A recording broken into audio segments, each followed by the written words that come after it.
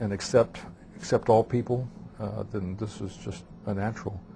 For us to cover Buddhists coming to Harrison County and mixing with other people is nice, I think. Tell me, I want to make sure to have you be conscious not to swivel too much in your chair. Okay? Oh, okay. It's a natural tendency. Okay, I do. It's a nervous habit. Yeah, no, that's quite all right. Why don't we talk about the typical, what do you call yourselves, Corridonians? That's what I say, Corridonians. Yeah, Corridonians, and maybe contrast that with seeing the Buddhists here in town in their brown robes.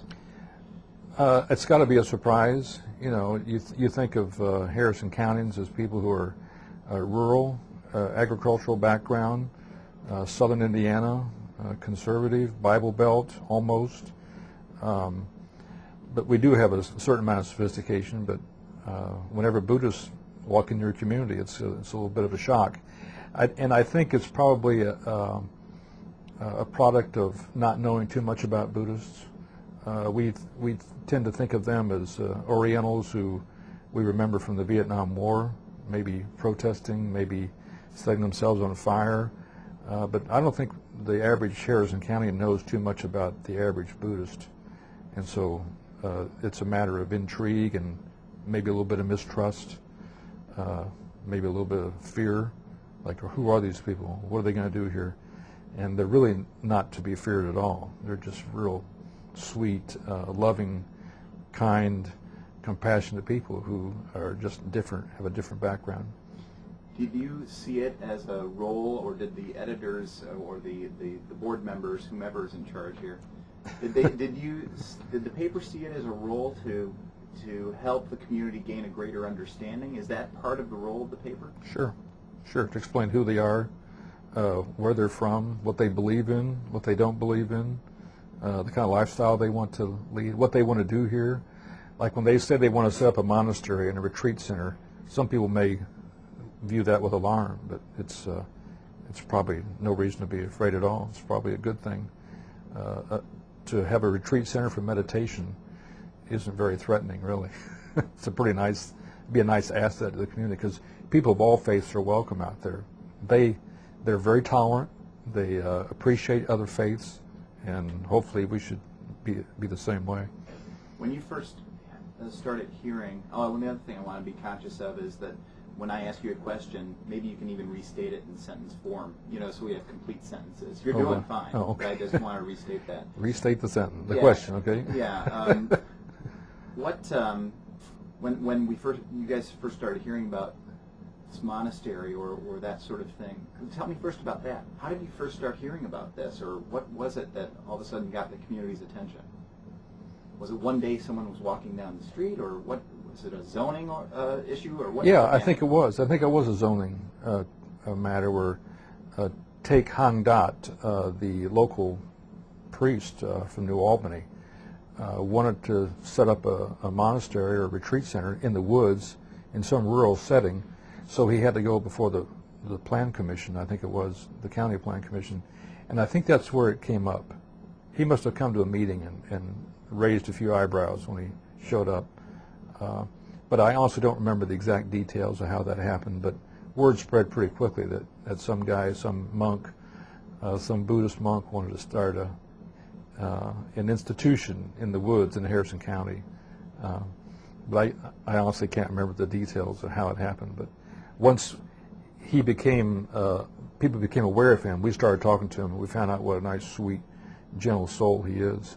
What was the buzz before people maybe didn't have as great an understanding? What did you hear? What did you expect to hear from Corridonians? I think people were suspicious and maybe a little bit alarmed. And when the 9/11 incident happened, there's a lot of ignorance and misunderstanding breeds a lot of ill feeling. And I'm afraid that happened here. A lot of people just didn't know what to think. And I'm sure people were afraid. I don't think they were embraced with open arms by everybody. But I think that our paper in the Courier-Journal and other newspapers, even the paper, the student newspaper at IUS, and I'm sure the New Albany paper, they all did stories on this guy right away and kind of paved the way for him, made it a lot smoother. I think that's one way the newspaper could do a real good job of accepting these people is letting people know who they were, and where they're coming from, what they wanted to do, and what their lifestyle is all about. Is it the job of the Corridonians to accept and to welcome these people? I mean, I hope they would. You know, if we're going to be nice, neighborly people like we say we are, then we ought to welcome them with open arms. They're certainly a non-threatening group. What's been intriguing for you personally, covering this as a newspaper person? What's been most compelling to you about having this happen in Oregon? Well, I'm a Christian. I'm a born-again Christian, and I know pretty much where I'm coming from, and I know where my faith is. But I'm interested in other religions, and I find them fascinating. What they believe in, the 2,600-year history of this faith, and they have an awful lot to offer as far as seeking wisdom and trying to be compassionate and loving people and your relationship with the earth and everybody else on the earth. These people have a lot to offer, and we can learn a lot from them. So I find it fascinating to talk to Take about what he believes and his religion. And I think other people who take their religion seriously could learn a lot from these people too. And I don't see them as a threat. I don't see them as satanic or the Antichrist or anything like that. I think they're just another group of believers on a different path than I am. Do you, as a born-again Christian, feel a real strong desire to change them? No. Or to feel sorry for them? No. Boy, they don't have the right answer here. No. Tell me about that. Is there any sort of internal struggle for you? Not for me, but I think there is for a lot of other people. A lot of people feel threatened by Buddhists because they don't believe in Jesus Christ. They accept him as a bodhisattva, or someone who is enlightened and has found the right way to live. But I don't have a problem with the Buddhists. Like I say, I have a lot to learn from them. I can learn a lot from them, but it doesn't threaten my faith at all. They believe in compassion. The Buddhists believe a lot of what Jesus Christ taught, but they just don't believe in God. They don't accept Jesus Christ as their Savior. They accept him as a man of wisdom, a man of love and compassion. But I think everybody's on a different journey, and I don't think it's my responsibility to tell other people how they should believe. I have enough trouble with myself without telling everybody else how they should believe. But a lot of Christians would like to see the Buddhists converted to Christianity, but I don't think that's my job or my role. All right. Arlen, do you have any thoughts or any questions that you'd like to ask him? I think he got a lot of the community reaction. Personal take, I think. Just a second, start that again. There are a lot of churches in Harrison County. It seems to me that there's like 100 or 120 churches in Harrison County. This is a religious community. I think the majority of people in the county have some connection with the church. So there's a lot of interest in the Buddhists just because people here, faith is an important part of their life. But I think the more they know about Take Hang Dat and his friends, the more they will accept them. At least I hope they will. How do you see the Buddhists contributing to Corridon? Folks might have a perception that they'll just sort of hang out and do their meditating up on the hill and not really be contributors to the community.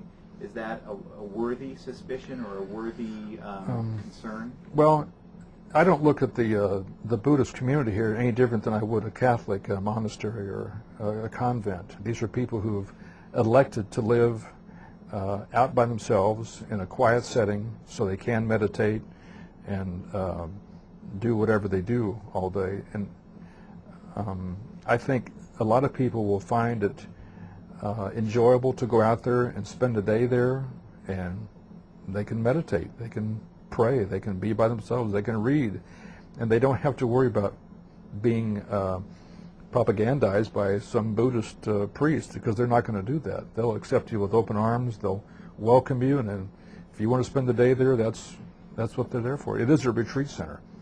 Who is it open up to? Can you explain? I would say they would probably open it up to anybody who wants to come. And they're not about to proselytize you. They're not here to make Buddhist converts. They're here to be themselves and their lifestyle is very accepting and very tolerant of other people, and they're so sweet that they're going to accept anybody, I think. How important is it for the newspaper, for the churches, to have covered the story, to have hosted these dialogues? How important is the conversation and the dialogue to ultimately a greater sense of community amongst different people? What I find over and over and over again is that if you don't talk to anybody, you won't get to know them and you won't understand them, and they can be a potential enemy. Once you talk to somebody, once you find out that they're human, just like you are, then there's always a bond.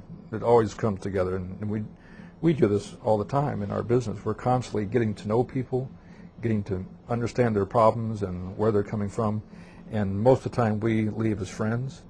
And you have to talk to people, you have to get to know them if you're going to understand them. Otherwise, you have friction and conflicts, and you see it all over the world. I mean, if you could just get the Israelis and the Palestinians together and talk, maybe they would quit killing each other. And they just see that in Ireland, and in Central Africa, in Iraq. If they could just talk to each other, we wouldn't be fighting each other. And that's the one purpose of the dialogue with the Buddhists and with the Muslims and other faiths, is just get to know them, because oftentimes we find out that we're just alike. Good. Thank you very much. That's terrific. My pleasure.